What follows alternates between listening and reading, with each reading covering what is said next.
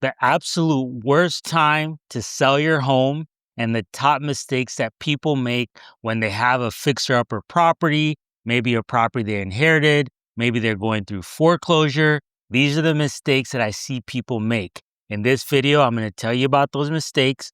I'm going to tell you about the worst time to sell, and I'm going to give you solutions of what you can do if you're in those situations. One of the biggest mistakes I see people make when they inherit a house is because they're going through a death in the family.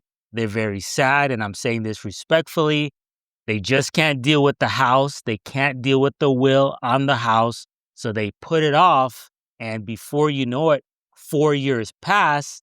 And in Texas, after 4 years, if you haven't probated the will, it can complicate enforcing that will. Let's say, for example, that your grandparent left you the house specifically for you in the will. Maybe you were the favorite grandkid, but now there's other grandkids and they may be able to claim an interest in that property. Now the property that was meant specifically for you, you might have to share with other grandkids or maybe their direct kids, or somebody passed away and now you don't even have contact with them because let's say maybe you have a big family or maybe you're not getting along, but those people have to sign off on the sale of the property, and that's just going to complicate your life.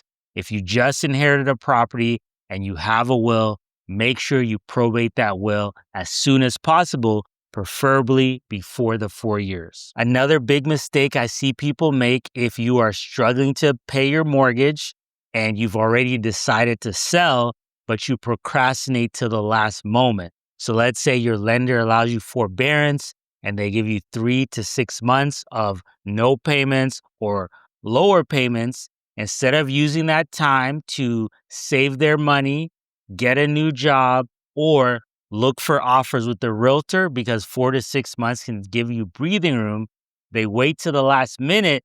Now they have to sell their house in 15 days. And when you have to sell your house in 15 days, you're not going to get as much as you could have gotten because now the buyer has to close in such a short period of time. And that has to be factored in the risk of purchasing your home. If you're behind on payments, even 15 days, I highly recommend calling your lender. Do not let 30 days pass and get a late payment on your credit, because the more late payments you have, the harder it's going to be to get forbearance, the harder it's going to be to refinance that loan. So be proactive. Another mistake I see people make is putting off repairs or trying to repair the house yourself. You tell yourself you're going to do it next weekend. Before you know it, 3 years have passed, right? You have things to do. You have friends, you have family, you have kids, and fixing up the house just keeps getting put off. And before you know it, the house is in worse condition. People always say the value of real estate always goes up, okay? And that is true. However, if you don't keep up with the repairs, you're not going to get as much as what your house is worth because the investor has to come through and make those repairs. Another thing is trying to fix it up yourself. If you don't have experience fixing up a house, you're going to start the project and 100% you're either going to run out of money or you're going to try to over repair the house, build it to your specific specifications, and people are not going to like your style. And now you spent all this money, but it really doesn't have any value because the buyer is going to want to tear it apart anyway. The absolute worst times to sell your house is during Christmas season. That's the worst time to sell your house. Sometimes in the real estate industry, there's a joke that the year ends around Thanksgiving and especially in December.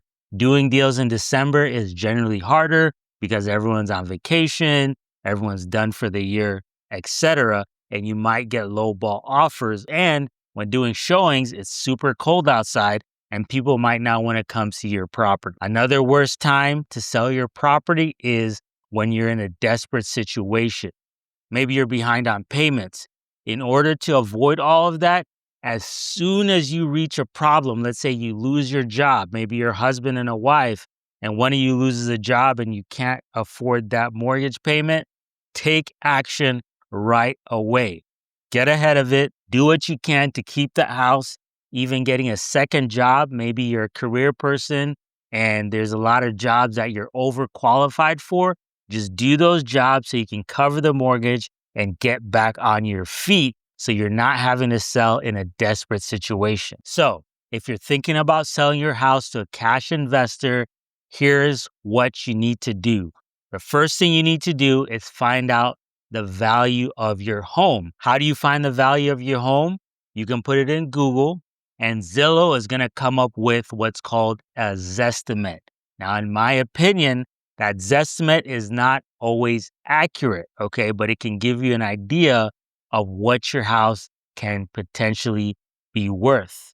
Another thing you can do to find out how much your house is worth is simply call a realtor, okay? Any realtor is going to give you a certified market analysis, most likely free of charge, because they're going to try to earn your business to list it, okay? Be upfront with them. Just say you just want the value of your home, and it's their decision if they're going to do it for free. Most likely they still will, and they're still going to try to convince you because they're a salesperson. Another thing you can do is get your house appraised. Now, appraisal is going to cost you anywhere from $500 to $1,500, and you might not have the money. The second thing you need to do is I want you to go to Google and type in house investors near me, okay? And I want you to talk to a minimum of 3 investors.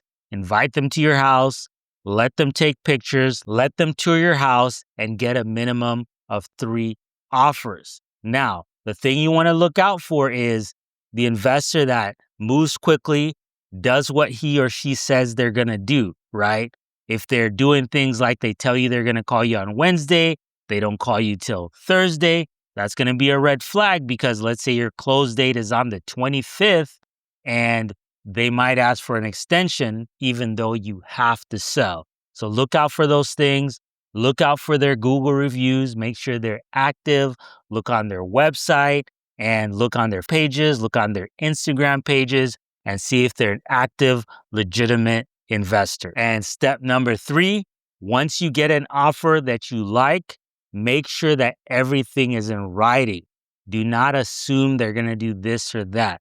Make sure everything is in writing, because when you get to the closing table, it's going to be too late and you might assume that they were going to do something, but you never discussed it and you never put it on paper. So I hope this helped you. If you'd like to get a same-day cash offer on your property, reach out to us, click the link in our bio, or call us, OT Home Buyers. Looking forward to working with you.